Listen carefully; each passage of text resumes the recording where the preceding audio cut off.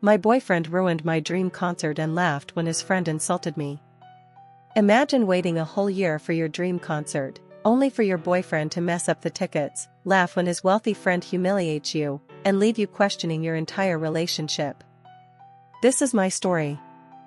I used to think planning was my superpower.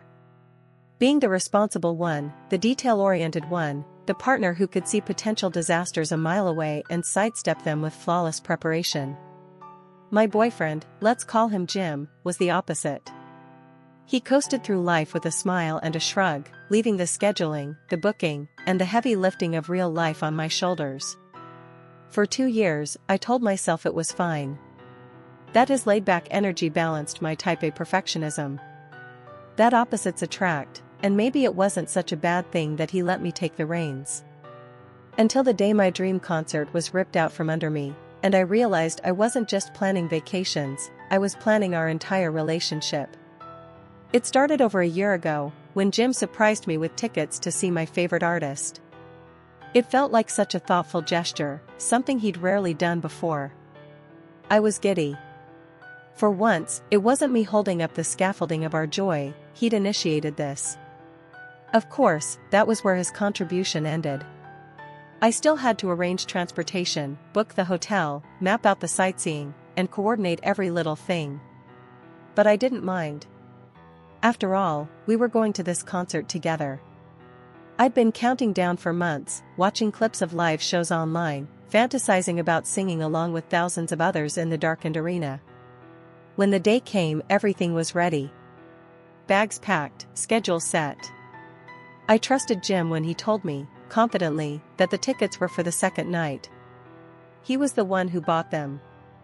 He had access. I didn't question him. So imagine my horror when, on the day we were supposed to attend, Jim opened the tickets and froze. They were for yesterday, he whispered. Yesterday. The pit dropped out of my stomach. I had built this entire trip around the concert, flights, hotels, time carved out of my medical studies. I'd let myself believe in him, in us, and in this one fragile thing going right. And it was gone. We couldn't get a refund. Couldn't swap. Couldn't salvage the night I'd been dreaming of for over a year. I cried in the bathroom until my eyes swelled shut. Jim knocked softly, repeating how stupid he was, how sorry he felt, how he'd fix it somehow. But his words floated around me like confetti after a parade, useless, already falling flat. It wasn't just the money or the lost concert. It was the confirmation of what my therapist later put into words. I experienced it as betrayal. Not just a mistake, but a reminder that the one time I handed him responsibility, he fumbled it beyond repair. And I couldn't forgive him. Not yet.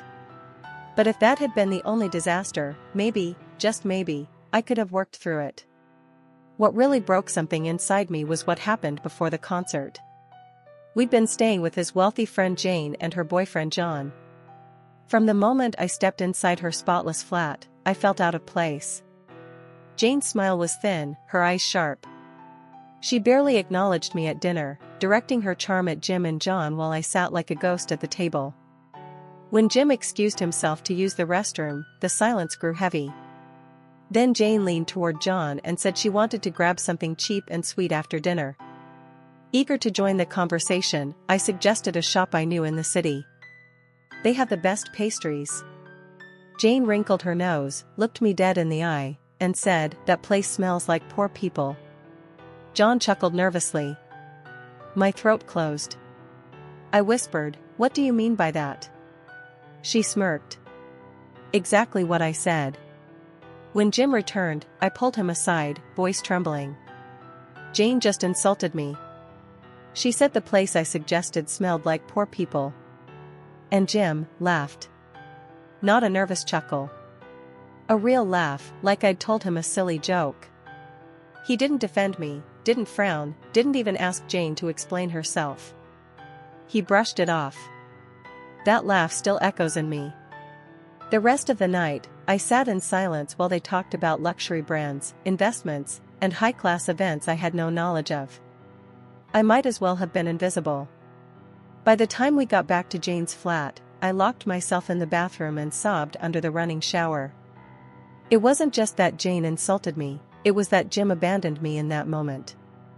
His loyalty bent toward wealth, toward convenience, toward keeping the peace with a woman who treated me like dirt. The next day, the concert tickets disaster struck. By then, my spirit was already fractured. That was the turning point. My therapist later told me I was processing it as both a breach of trust and a revelation of imbalance. My friends said they couldn't trust him again if they were me. I didn't know what to do.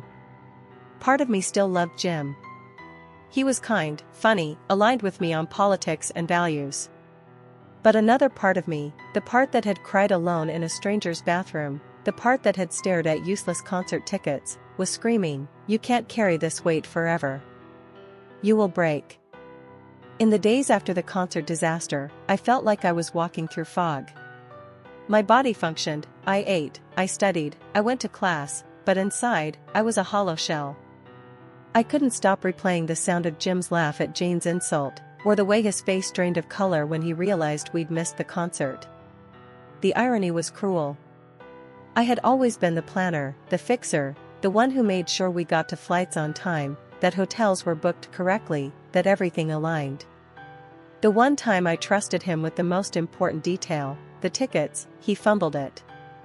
And I couldn't shake the thought, if he can't even handle this, how can I trust him with a marriage? With children? With a life together? When I told my therapist about it, she nodded gently. "You're experiencing this as betrayal," she said. "Not just of the concert, but of your trust in him as a partner. You gave him responsibility, and he showed you that you can't rely on him." It was like someone had opened a window into my own heart. That was exactly it. Jim apologized endlessly. He texted me paragraphs about how stupid he was, how sorry he felt, how he'd never forgive himself. But the apologies began to feel like white noise, loud but meaningless. He never once said, "Here's how I'll make sure this doesn't happen again."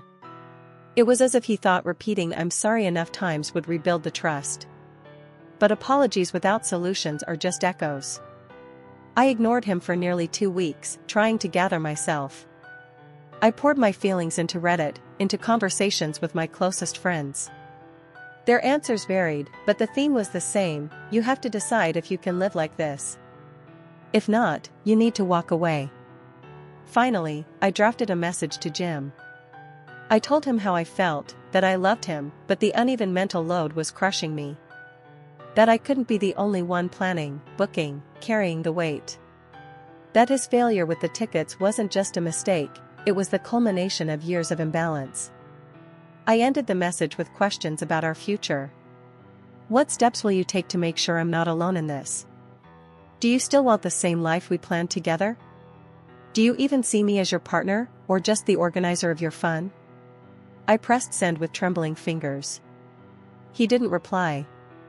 Not for hours. Not for 12 long hours where I stared at my phone, my heart pounding with each passing minute. In those hours, I let myself believe he didn't want me anymore. That he was just too cowardly to say it. By the time he finally answered, my heart had already detached itself out of self-preservation. When he did respond, it wasn't with clarity. It was with excuses. He said money would be tight over the summer, that he wouldn't be able to travel, that I should enjoy myself while he sorted things out. His words dripped with avoidance. It didn't sound like a man ready to fix things. It sounded like someone laying the groundwork to leave without being the bad guy. Then I found out he wasn't broke at all. He had attended a film and music festival, spending around €300, while telling me he couldn't afford to see me. That was the final crack. I sent him my last message. I told him I was tired. That I couldn't be with someone who laughed when his friend insulted me. That I couldn't be with someone who ruined my dream concert and shrugged it off with endless apologies but no change. That I needed a partner, not a passenger. We wished each other well. Polite. Almost clinical. He didn't beg me to stay. He didn't fight. He simply let go. And then the silence set in. I never realized how much breaking up could feel like grief. It wasn't the screaming, dramatic break I'd expected. It was quiet. Tender. The kind of ending where both people know it's over, but neither wants to tear open the wound further. For days, I felt like someone close to me had died. I caught myself reaching for my phone to text him about small things, a funny meme, a stressful exam, a thought about our future, only to remember there was no R anymore.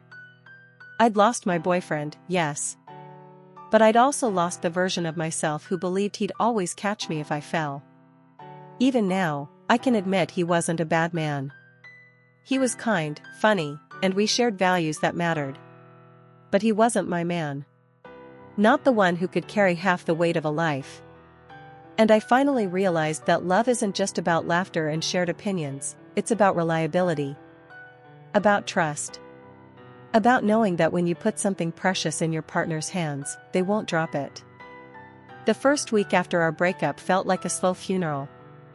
Not the loud kind, with tears and wails, but the quiet kind, where silence presses against your chest until you can barely breathe. I caught myself reaching for my phone 100 times a day. To tell him a joke. To send him a photo of my coffee. To ask how his day was. Each time, I froze, staring at the screen, realizing that those little rituals no longer belonged to me. It's a strange thing, grieving someone who's still alive. Jim wasn't gone. He was out there, laughing at something, eating breakfast, existing in the same world. But for me, he was gone. The version of him I thought I could build a life with had died, and I was left holding the ashes. I cried over everything. Over the concert posters I couldn't look at anymore. Over the playlist we made together that now sounded like a wound. Over the sight of my own reflection in the mirror, tired eyes, red nose, a woman who didn't look like herself. My friends tried to comfort me. "You did the right thing," they said. "He showed you who he is. You can't live your life managing him like a child." And I knew they were right. Rationally, I understood it. But the heart doesn't run on logic. The heart runs on memory, and mine was clogged with images of us, laughing in the kitchen, holding hands on the train, whispering promises at night. Sometimes I hated him. Hated the way he laughed when Jane insulted me. Hated how careless he was with something that meant the world to me. Hated his endless apologies that never turned into action. Other times, I hated myself. For not leaving sooner. For ignoring the red flags.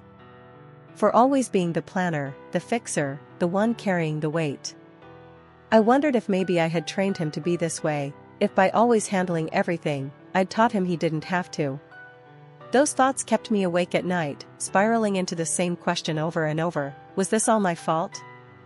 But then, in the middle of one of those nights, I remembered something my therapist had said. "You're not responsible for teaching someone how to respect you.